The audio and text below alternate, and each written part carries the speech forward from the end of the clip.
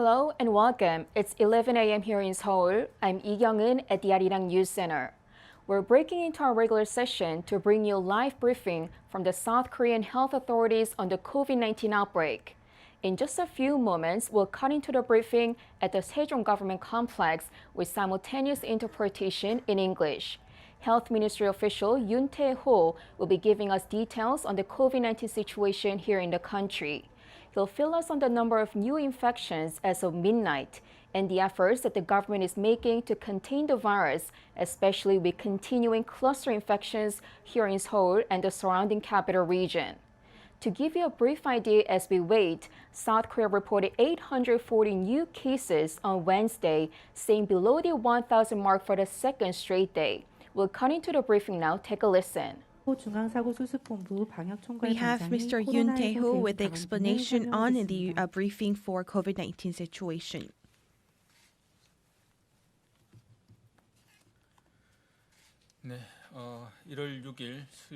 Let us now begin our regular briefing for January 6th, Wednesday. As of today midnight, we have 809 new local infections and 31 new imported cases. Yesterday at the makeshift testing centers, we have confirmed a total of 120 people who were tested positive. And also we had 20 additional fatalities. I extend my deepest condolences to the deceased and the members of the bereaved families. And as for the quarantine responses, here are some details. Yesterday, we have carried about 100,000 cases nationwide. And at the screening centers, we had about 65,000 tests with symptoms. And also at the temporary testing centers, we also carried out about 30,000 in the metropolitan area and 4,000 in the non-metropolitan area. And due to continued chilly weather and very cold weather actually here in South Korea, we aim to protect the staff members who are working there, and we will be starting from tomorrow. We will be adjusting the working hours of these testing sites from 11 a.m. to 3 p.m. And starting from next week, we will be returning the operation hours to normal. And as for the medical capacity, here are some details. And the medical capacity currently we have secured and recovered to a greater amount. And in the metropolitan area, we have 0 people who are waiting to be admitted to the hospital at the metropolitan area for over a day. And also as for the critically ill patients beds, we have about 82 hospital beds in the metropolitan area that are available immediately. And as for those with light symptoms, we also have many hospital beds at the life treatment centers and COVID-19 designated hospitals. And we have about 11,000 hospital beds available for them as well.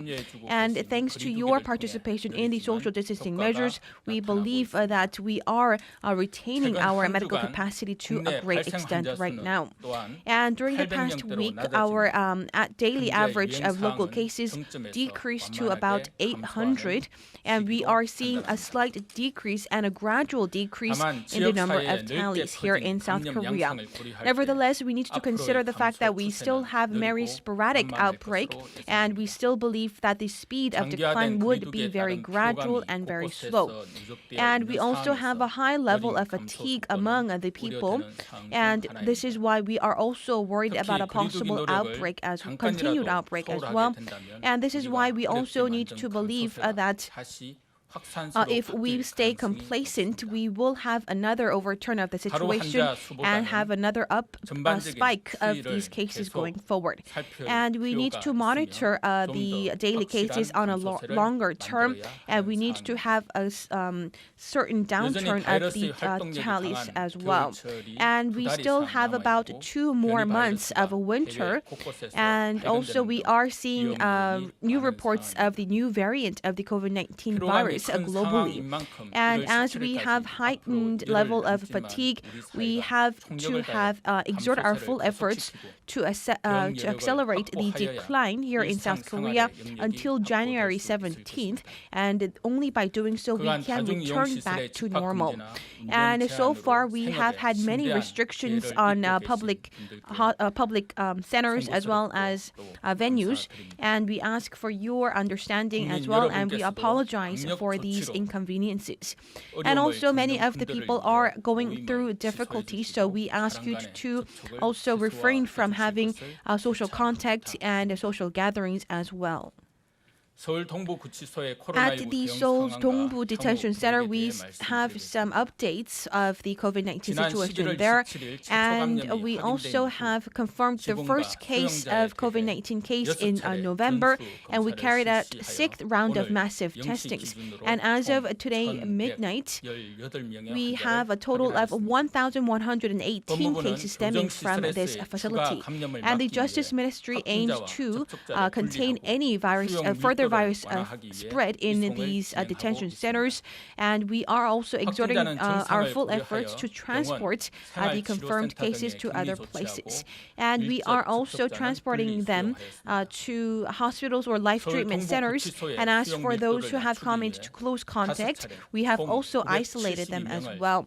And we have also stationed about 900 inmates to other facilities, and we have reduced the congestion at the Dongbu Detention Center, and the congestion rate now stands at about 64%. And as for the patients, we are also designating the COVID-19 designated center so that we provide timely treatment. And we are also designating some correctional facilities and as the life treatment centers, and we have successfully dispatched 14 medical staff members to these facilities. And the quarantine authorities are together with the government ministries are exerting our full efforts to identify the reason behind such a large outbreak. And as for rest of the correctional facilities nationwide, we are also expanding our extensive testings. And we have also carried out and completed the testings of all of the staff members and inmates at 11 facilities nationwide, and everyone tested negative. And as for 41 other correctional facilities, we will also carry out massive testings. And also going forward, we will provide one mask per day for all of the inmates. And we will also contain and curb the further influx of the virus by having a stricter control on the staff members. And as for detailed staff response, here are as follows. And also at the nursing hospital in Incheon, we have identified 50 patients right now, and we are also dispatching the pan-government response team, and we have also transported 47 people already, and we will also transfer 3 other people as well.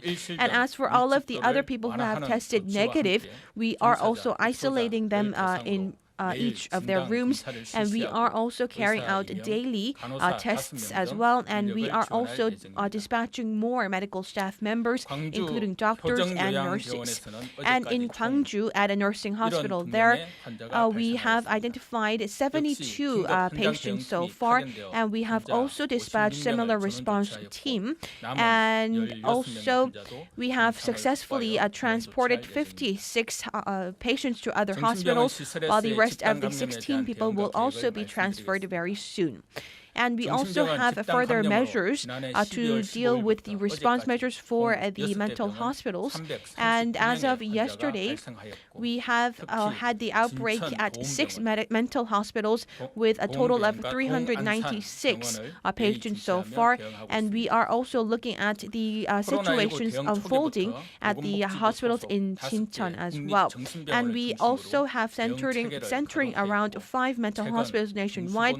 We have a response launched a team that will also supervise the situation and to provide early response measures as well.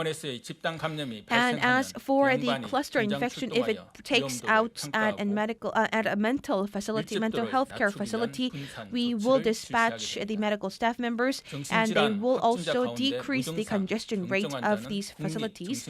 And as for those who have light symptoms or have no symptoms at all, they will be moved to a public mental health center with 260 hospital beds. And as for the asymptomatic patients and patients with light symptoms, all of the people will be discharged after 10 days, and they will be moved to public hospitals in Naju and elsewhere. And we have about 130 hospital beds to house them as well. And as for critically ill patients, as well as those with underlying illnesses, we will be moving them to designated hospitals, and we will be also have special hospitals in public hospitals in Gwangju as well. We have secured about 85 hospital beds for the critically ill patients, and as for others, we are also putting them on isolation as well. And going forward, we will exert our full efforts to utilize the regional network so that we can secure more hospital beds for those who have tested positive at these mental health care facilities.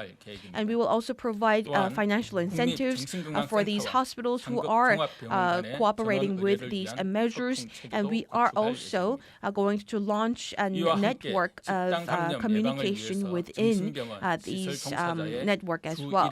And on a weekly basis, we will be carrying out the preemptive testings for all of the staff members who are working at these centers. And moreover, at the public mental health center, and together with that, we will be also exerting our full efforts on every circles so that we can have more active response measures. And as for these people in the education sectors, many teachers, many welfare teachers actually have volunteered to be dispatched to the screening clinics nationwide, and they amount to about 137 people. And we have also many groups in the private and public sector who are also volunteering to help out as well. And about 1,200 medical doctors have been also dispatched to the scene, including those from the Medical Association, and also at the Nurse Association, we have had about 5,300 people who have been mobilized to the scenes at about 760 scenes nationwide. We once again exert our great efforts for your cooperation and participation. And we have seen a decline in about 5% in the amount of foot traffic during the weekend compared to the immediate previous week. And we believe that the active participation of the public made possible such decreased trend in the COVID-19 tallies. And we will be starting immunization COVID-19 vaccines starting from September, especially centering around high priority groups. And we will also believe that these measures will alleviate the burden and fatigue among the medical staff members. And therefore, during the first Q, we believe that maintaining the situation is very important, and we shall not have a repeated resurgence of the virus, and we need to exert our full efforts to contain the virus going forward. And we believe the next 10 days will be very crucial in order to turn around the COVID-19 situation here in South Korea. So we ask for your participation. Please cancel all of your private gatherings and private meetings, and please avoid going to any facilities where you cannot wear face mask, and also get tested as soon as possible if you have symptoms. Thank you very much. That was the government briefing on the COVID-19 situation here in the country. South Korea reported 840 new cases on Wednesday, staying below the 1,000 mark for the second straight day. Of them, 809 were locally transmitted and 31 were from overseas. There have been 20 more deaths, bringing the death toll to 1,027. We'll wrap up the coverage here. We'll be back at 12 p.m. Korea time with a midday news with Mark Broom. Bye for now.